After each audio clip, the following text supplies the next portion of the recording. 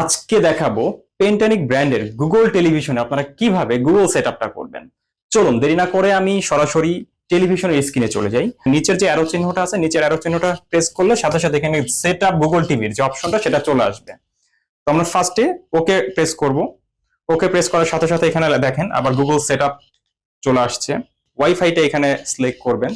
Wifi এর পাসওয়ার্ডটা দিয়ে আপনি এখানে কমপ্লিট করবেন। দেখেন অলরেডি কিন্তু হচ্ছে আমার ইন্টারনেটে কানেকশন হয়ে গেছে।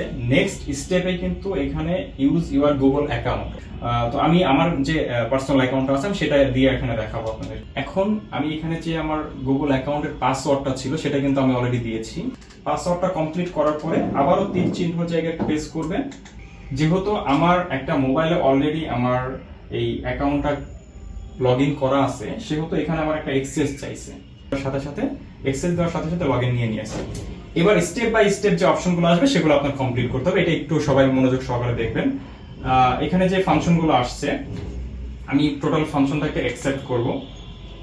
Next now next step turn on. Next প্রত্যেকটা স্টেপে আপনার খুবই ধৈর্য সহকারে কমপ্লিট করতে হবে। আর এখানে যে অপশনটা আছে নেক্সট স্টেপে চলে যাব। এখন দেখেন setting up your Google TV.